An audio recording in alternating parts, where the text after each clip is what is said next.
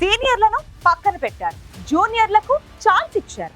అవకాశాలిచ్చినా కొందరు మంత్రుల పనితీరుపై సీఎం చంద్రబాబు నాయుడు తీవ్ర అసంతృప్తితో ఉన్నారు. ఒకరిద్దరు కాదు, ఏకంగా డబుల్ డిజిట్ మంత్రుల పర్ఫార్మెన్స్ పై సీఎం అంత సంతృప్తిగా లేరనే సమాచారం అధికార పార్టీని షేక్ చేస్తోంది. పనిచేయని మంత్రులను చంద్రబాబు తప్పించబోతున్నారా? కేబినెట్ పునర్వ్యవస్థీకరణలో కొత్త వారికి అవకాశం కల్పించాలని భావిస్తున్నారా? కేబినెట్ లో పదవీ గండం పొంచి ఉన్నదెవరు? కొత్తగా అవకాశాలు అందుకునేదెవరు?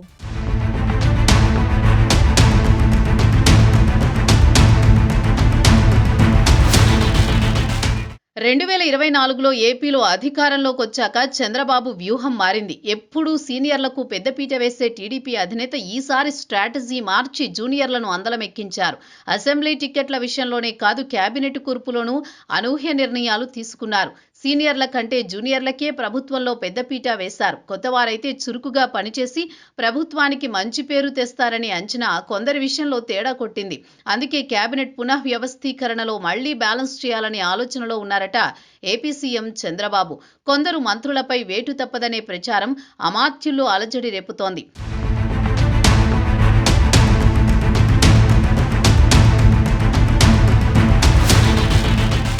ఆంధ్రప్రదేశ్లో కొందరు మంత్రుల పనితీరుపై సీఎం చంద్రబాబు అసహనంతో ఉండడమే కాదు, ప్రత్యక్షంగానే వారిపై సీరియస్ అయినట్లు ప్రచారం జరుగుతోంది. ఇటీవల జరిగిన కేబినెట్ సమావేశంలో మంత్రుల పనితీరుపై సీఎం తీవ్ర అసంతృప్తి వ్యక్తం చేశారని సమాచారం. ప్రభుత్వ ప్రాధాన్యాలను, పథకాలను ప్రజల్లోకి తీసుకువెళ్లడంలో మంత్రులు విఫలమవుతున్నారని సీఎం ఆగ్రహం వ్యక్తం చేశారు. పనితీరు మార్చుకోవాలని కొందరు మంత్రులకు సీఎం వార్నింగ్ ఇచ్చారు. అయినా కొందరిలో మార్పు లేకపోవడంతో అవసరమైతే వారిని పక్కన పెట్టే ఆలోచనతో ప్రభుత్వ అధినేత ఉన్నట్లు ప్రచారం జరుగుతోంది. ఇప్పటికీ 12 మంది మంత్రుల పనితీరు పేరు మారలేదని సీఎంకి నివేదికలున్నాయట. దాంతో వారిపై సీఎం గుస్సా అయినట్లు చెబుతున్నారు.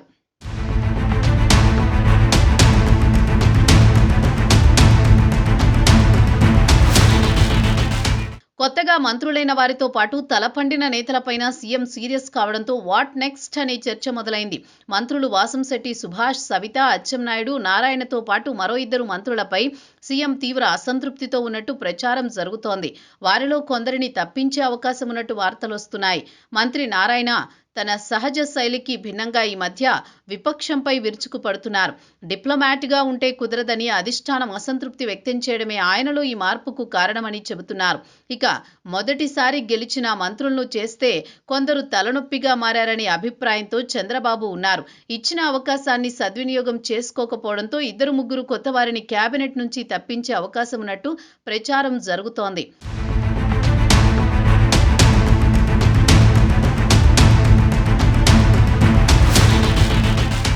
కేబినెట్ మంత్రుల్లో 12 మందిపై సీఎం చంద్రబాబుకి ప్రతికూల నివేదికలు అందినట్లు టీడీపీ వర్గాలు చెబుతున్నాయి.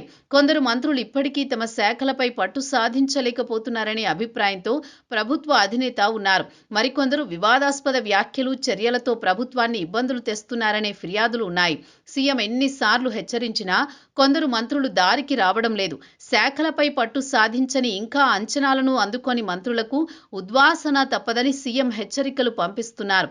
ప్రతి 15 రోజులకు ఒకసారి మంత్రుల పనితీరుపై సమీక్ష నిర్వహిస్తానని, ప్రజల నుంచి వచ్చే స్పందన ప్రాథమికంగా తీసుకుంటానని స్పష్టం చేశారు.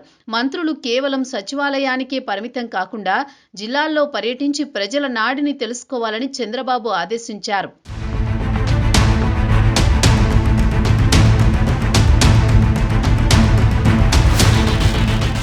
2 ఏళ్ల పాలన పూర్తి కాగానే ఏపీలోని కూటమి ప్రభుత్వం కేబినెట్ని పునర్వ్యవస్థీకరించే అవకాశం కనిపిస్తోంది.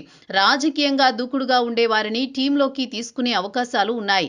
కేంద్ర మంత్రివర్గ విస్తరణ పూర్తయిన తర్వాత సమీకరణాలను బట్టి చంద్రబాబు కూడా మంత్రులను మార్చే అవకాశాలున్నాయి. తమకు ప్రభుత్వంలో భాగస్వామ్యం లేకుండా పోయిందనే అసంతృప్తితో కొందరు సీనియర్లున్నారు. అవకాశాలు ఇచ్చినా మంత్రులుగా కొందరు ఇంకా పట్టు సాధించలేదు. దీంతో కొందరికి ఉద్వాసన, మరికొందరికి అవకాశం దక్కుతుందనే అంచనాలున్నాయి.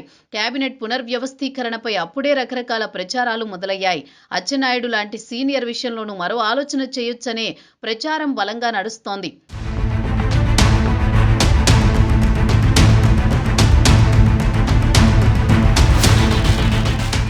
హోంశాఖ హోంశాఖ విషయంలో పవన్ కళ్యాణ్ బాహాటంగానే అసంతృప్తి వ్యక్తం చేశారు. డిప్యూటీ సీఎం హోదాతో పాటు కీలక శాఖలు చేతిలో ఉన్న జనసేన అధ్యక్షుడు హోంశాఖపై ఆసక్తిగా ఉన్నారనే ప్రచారం ఉంది. దీంతో నిజంగానే ఆయన కోరుకుంటే మార్పులు తప్పకపోవచ్చంటున్న కేబినెట్లో ఉన్న కొందరు మంత్రులు తరచూ వివాదాల్లో ఇరుక్కుంటున్నారు. మంత్రి అచ్చెన్నాయుడు విషయంలోనూ టీడీపీ అధినేత సంతృప్తిగా లేరనే ప్రచారం ఉత్తరాంధ్ర రాజకీయాల్లో హాట్ టాపిక్ గా ఉంది. ఆయనకు మళ్లీ రాష్ట్ర పార్టీ బాధ్యతలు అప్పగించి పల్లా శ్రీనివాస్ని కేబినెట్లోకి తీసుకుంటారనే ప్రచారం జరుగుతోంది. మరోవైపు సీనియర్ ఎమ్మెల్యే పితాని సత్యనారాయణ, నెల్లూరు జిల్లా నుంచి గెలిచిన మహిళా ఎమ్మెల్యే వేమిరెడ్డి ప్రశాంతి రెడ్డిని కేబినెట్లోకి తీసుకుంటారనే ప్రచారం జోరందుకుంది. చిత్తూరు జిల్లా కోటాలో నల్లారి కిషోర్ కుమార్ రెడ్డి, కాపు వర్గం నుంచి కన్నా లక్ష్మీనారాయణ, పార్టీ సీనియర్ కళా వెంకట్రావుకు కేబినెట్లో చోటు దక్కొచ్చనే ప్రచారం బలంగా ఉంది.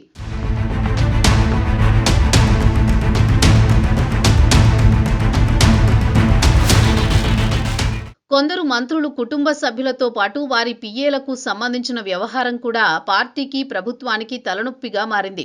వాస్తవానికి గతంలో చంద్రబాబు మంత్రివర్గంలో అంతా సీనియర్లే ఉండేవారు. అందుకే పదవీకాలం ఎవరిని తప్పించి మరొకరికి అవకాశం ఇచ్చే పరిస్థితి ఎప్పుడూ లేదు. కానీ ఈసారి కొత్తగా ఎన్నికైన ఎమ్మెల్యేలకు కూడా మంత్రి పదవి దక్కింది. సామాజిక వర్గంతో పాటు ప్రాంతాన్ని, జిల్లాను పరిగణలోకి తీసుకుని మంత్రి పదవులు కేటాయించారు. కానీ 2 ఏళ్లు కావస్తున్న కొందరు మంత్రులు ఇంకా తమ శాఖలపై పట్టు పెంచుకోలేదు. అందుకే కొత్త ఏడాదిలో సీనియర్ నేతలతో పాటు జూనియర్లను బ్యాలెన్స్ చేస్తూ మంత్రివర్గంలో మార్పులు చేర్పులు చేసే అవకాశం ఉందంటున్నారు. జనసేనాని సోదరుడు నాగబాబుకు మంత్రి పదవిపైన ప్రభుత్వంలో చర్చ జరుగుతోంది. బీజేపీ కేబినెట్లో మరో బెర్తు ఆశిస్తున్నట్లు ప్రచారం నడుస్తోంది.